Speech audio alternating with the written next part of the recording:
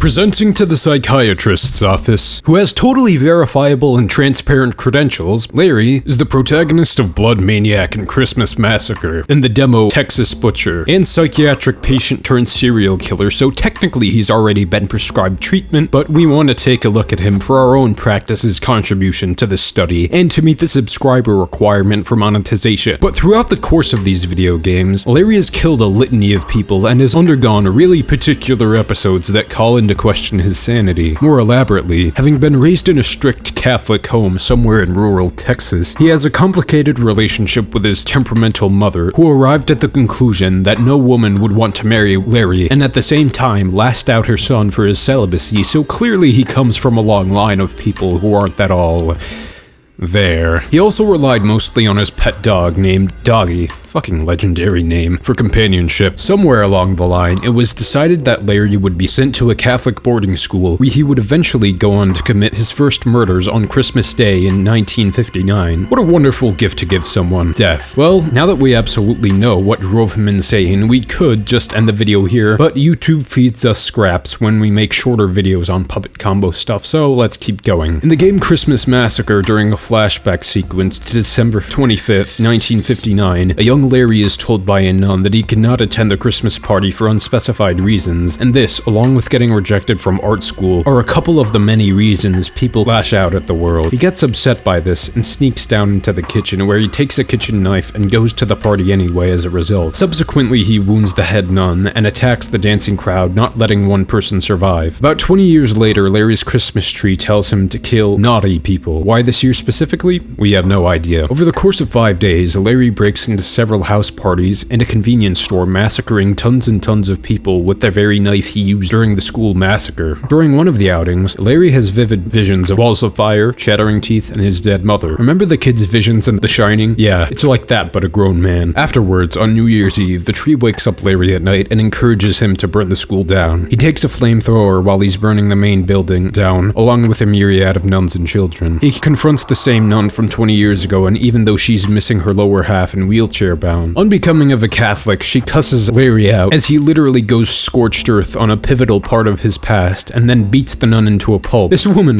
really can't catch a break. When he gets back to his house, the Texas Rangers have caught up with him, and the tree confesses that apparently he had no other choice but to cooperate with the FBI and rat Larry out. But if we assume the tree has been working with them for more than a few days, why would the tree tell Larry to burn down the school? So many deaths could have been prevented, and this would make the Texas Rangers look incompetent. Or Larry's just coping and wants his downfall to be pinned on somebody else. He subsequently gets charged with 36 counts of murder, and 6 years later on Christmas Eve, Larry stands in the corner as other inmates dance, then hides and makes his way downstairs to kill the receptionist and the rest of the staff, then escapes, which begin the events of Blood Maniac. During the events of the sequel, once Larry gets outside, he stabs a cop, tries to stop him, and then enters a nearby convenience store and then steals the van parked outside of it to drive to a slumber party where he lays waste to the unsuspecting guest. At the end of his slaughter, Doggy shows up to congratulate Larry, but reminds him his work isn't fully complete yet because he still has to go out and search for more people to kill, and then the game ends. So now that we've examined the patient's history, it's time to take a look at what could be afflicting him. What could be causing him to commit these horrible atrocities? What's inducing him to have vivid hallucinations of stuff that belongs on r/I'm 14 and this is deep? What could possibly be wrong with Larry?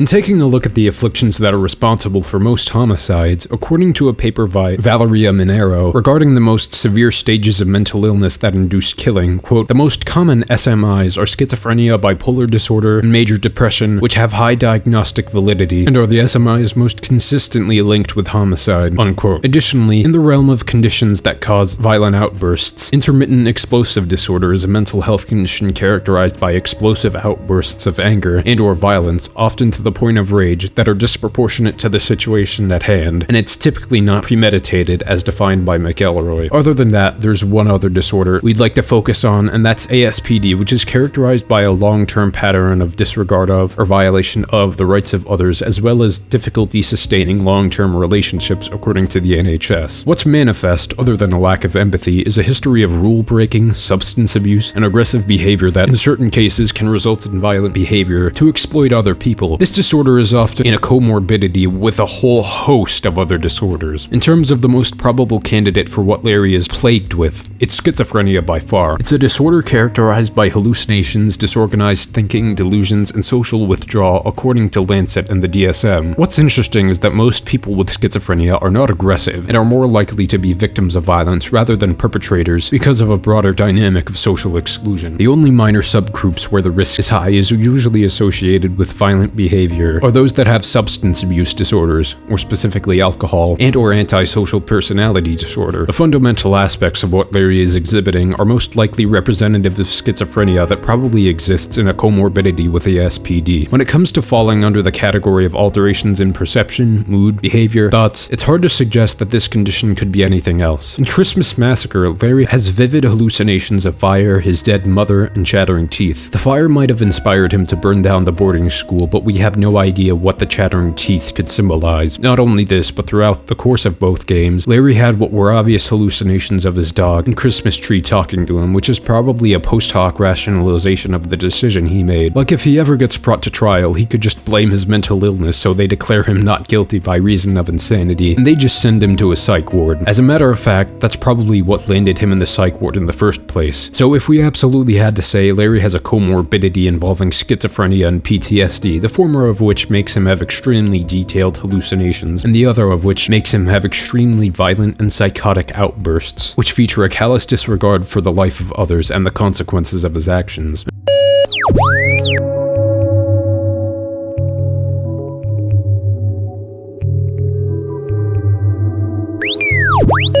Another possibility is that Larry is under the influence of one or more psychoactive substances. The three categories that hallucinogens are split up into are psychedelics, deliriants, and dissociatives. In terms of a drug that causes both hallucinations and violent behavior, PCP is the most likely candidate for this. Red Dot Alert says it's a general anesthetic for surgery, but is no longer in use due to the serious side effects, which include a high risk for aggressive behavior, belligerence, impulsivity, unpredictability, and bizarre behavior during intoxication. Some slang terms for this drug include angel dust, hog, and love boat. Low doses produce a numbness in the extremities and intoxication characterized by staggering, unsteady gait, slurred speech, bloodshot eyes, and loss of balance. Moderate doses, 5 to 10 milligrams intranasal, will produce analgesia and anesthesia. High doses may lead to convulsions, and existing research links PCP to generally violent and aggressive behavior, including self-injury and violent criminal offending, e.g. assaults, homicide, etc., possibly through a combination of acute and chronic effects. Other than that, there isn't any other possible candidate for what Larry could be geeked out on.